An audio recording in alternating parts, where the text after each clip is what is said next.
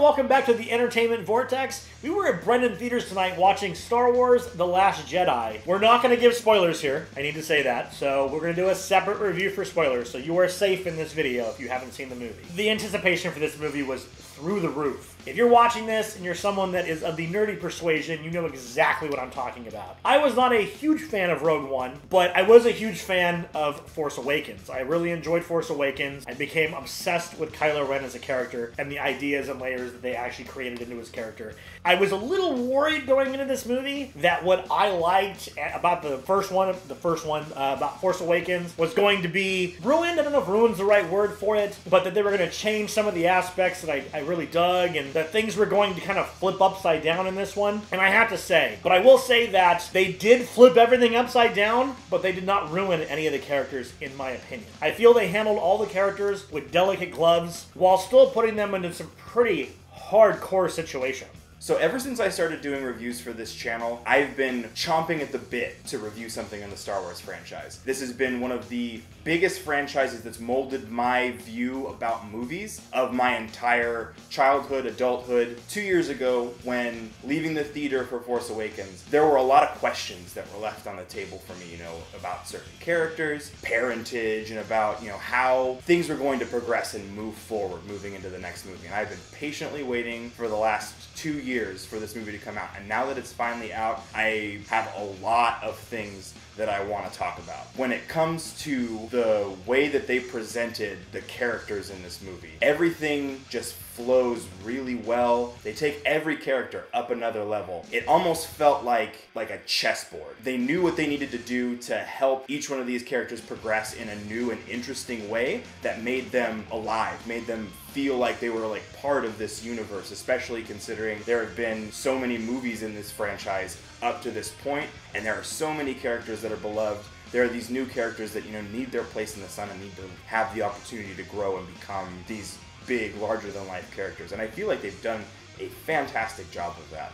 Major things happen in this movie. Major emotional things happen in this movie. And I feel that it's a fitting middle movie. They don't just ask a bunch of questions and leave nothing answered. A good middle movie in a trilogy is the one that answers some of the question, asks some new questions, but leaves you fulfilled with the movie you just watched. And this definitely does that. Now, I'm not saying this is a perfect movie. There are a few scenes we will talk about in the spoiler review that really, really bothered me. Probably really bothered a lot of people, especially one of them. But it's a small piece of a very large picture. The rest of the movie was what I would consider to be pure perfection. I did not guess what was going to happen. I did not see where they were going with this. A couple things I thought might happen did, but by no means did I guess it. They find ways to progress and make Rey a nuanced character. They find ways to make a complete and understandable villain out of Kylo Ren. They find, even with some of the characters that aren't necessarily considered to be the super forward leads, like Poe Dameron, that character has a lot of growth and transformation through this movie, and I feel like all of the acting performances were spot on. I was really excited to see all of these different characters kind of get to play around with their new place in the world of pop culture, and I feel like the movie did an outstanding job, like I said, writing the characters and allowing the actors to take these characters and run with them. The acting is very well done. The character development is extremely well done, which was my issue with Rogue One. There was no character development in that movie. They really took these characters seriously, the old characters and the new, and I appreciate that. They took the time to really delve into the emotional state of these characters, good guys and bad guys, motivations, the why behind the what. You kind of feel what they're feeling in a lot of scenes, and that helped me to get emotionally attached to it, even more so than I did in Force Awakens. Force Awakens I would call an adventure film. It's a film where you kind of strap in for the ride, and you go barrier, barrier, barrier, barrier, and you're just seeing how they're knocking down all these barriers. I feel that Last Jedi is more of a thinking piece. And I don't know how a lot of people are going to react to that. I don't know if everybody is going to like this movie as much as I did. But I do feel it's a thinking piece. It's you trying to put yourself in the shoes of these characters and understanding their motivations and why they make the actions they do. I love that. I'm sick and tired of one-dimensional, mustache-twirling villains. I'm sick and tired of heroes that are heroes just because it says they're a hero. I want to know why. I want to know what motivates them. I want to know why they're doing something that I consider to be wrong or evil. I want to know why they're putting the neck on the line. I want to know the why behind the what. That gives me a fully fleshed out character that I can care about. One of the reasons why I like Kylo Ren so much is because he is a fully fleshed out character. Whether you agree with the bratty kid in Force Awakens that's throwing tantrums or not, you understand his motivation, and it feels real. I believe if that character was real, that this is the choices that character would make, and I know why. Breaking this movie down into the actual story components, like I said, it's back to that chessboard. It's like they do a lot of things to play with the audience. They got some flack with The Force Awakens for it having a lot of similarities to A New Hope, and they kind of play with you with this movie. They make you feel like there are going to be things that line up with Empire Strikes Back, and then they flip it on its ear. There are a lot of twists and turns, and the story keeps you at the front of your seat from the moment it opens to the moment it closes. And that is something that I'm truly grateful for. This movie, like I said, as far as the story, as far as the way that they use the characters to push the story along, they've made a movie that is incredibly enjoyable to watch, and it keeps you at the edge of your seat the entire time. The special effects, I mean, it's a Star Wars movie. They dumped a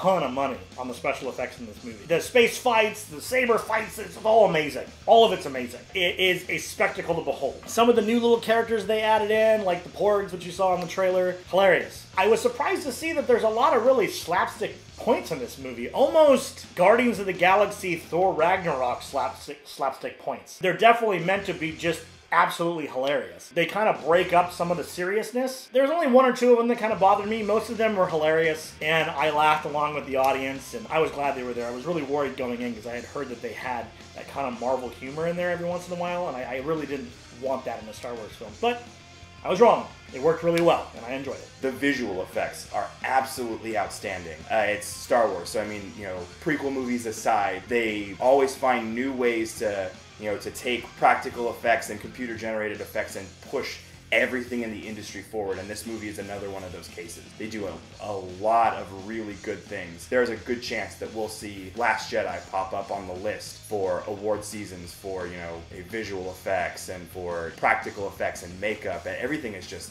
super polished and looks absolutely amazing on screen. I think this is the kind of series where you don't really know where you want it to go. What I mean by that is you finish with Force Awakens, or Phantom Menace if you're not as fortunate. You don't really know where you want the story to go. There's so many ways your mind takes you. It kind of makes you nervous going in. That is this going to be something I like? Is this going to be something I predicted? Is this going to fulfill what I'm looking for? And I feel that after seeing Last Jedi, the answer is absolutely yes. This moved all the characters forward. This gave me more to think about. It gave me answers to questions that were bothering me. Plus, it just made me more obsessed with my favorite character in that universe. And I feel that that is important. I don't want anybody to go into this and think less of a character. I didn't want anybody to go into this and think the story didn't work or that was cheesy. And I can honestly say I do not feel any of those shortcomings hits this movie. It is done masterfully. The largest gripe that I had with Force Awakens was that some of the music and the score didn't have some of that grand feel that I was used to from the original trilogy. The original trilogy has some of the best music in cinema, hands down. Some of the most memorable tracks. John Williams is a fantastic composer, and Force Awakens had some moments where it felt a little flat. This movie picks that right back up and turns it to 11. They do really cool things that are playful with the original scores from the original trilogy, but they also find ways to make new scores feel like they they fit in, like there's a place for them, and the music was just super top notch. A lot better this time around. Definitely no complaints there. As far as any negative points in this film, there are a couple of scenes that just kind of stick out, like they just don't fit, like they don't make sense. Even in a sci-fi fantasy world like Star Wars, they just don't make a lot of sense, either from a cinematic standpoint or from just the lore itself. But we'll talk more about those in our spoiler review. These scenes don't take away from the overall journey that you go on when you sit down for this movie. This movie is just shy of 2.5 hours long, and it doesn't feel like that at all. You're on a constant ride, highs and lows. There are some moments of hilarity. There are moments of really deep emotion that that audience is definitely easy to pick up on, you know, when you're sitting there in the theater. There were several times during our showing where there were, you know, shouting, hooping, cheering, clapping. I mean, I've never been in a crowd for a movie that felt this alive and like they were really feeling the beats and like they were moving along with the movie and keeping up with the pacing, and it just felt like an unforgettable experience. If you haven't seen this movie yet, at the time you're watching this, you should have your phone in your hand buying a ticket already, because this is a must-see. I know I'm going to see this a lot more. A lot more. So I'm going to give this movie a 9.5 out of 10, and the only reason I'm not giving it a perfect score is because there are 2 scenes that are driving me insane. If you're curious about what those scenes are, feel free to watch our spoiler discussion, which is another video that'll be linked at the end of this video. But those 2 scenes, that's half a point right there. I would say the 1 scene that's half a point right there. Don't let that dissuade you, though. This movie is absolutely worth the price of a ticket. It is well worth the watch, well worth the excitement and the anticipation. Now I've just got to wait 2 years for the next one. So when it comes to a score, I'm conflicted. On this channel, we exclusively work in a 0.5 system. So everything is 0.51, 1.52. It moves in 0.5 scale every time. And that's something that's a rule that is not something that I lightly break. This movie is so close to perfect. It's easily a 9.9 for me. It's just right there. There are those couple scenes that really bother me, but the movie itself just, like I said, it transcends that 9.5. I can't, in good conscience, say that this is a 9.5. It's just barely not a 10. Who is your favorite Star Wars character? Leave that down in the comment section below. I want this comment section to be a loving gathering of Star Wars fans. No spoilers down there. If you haven't already, make sure you subscribe to this channel because we do weekly movie reviews as well as weekly Funko Pop videos, and of course, a minimum of 2 gaming videos a week. We have a lot of exciting stuff coming to this channel, plus regular content. I hope you'll follow us into the Vortex. We'll see you next time.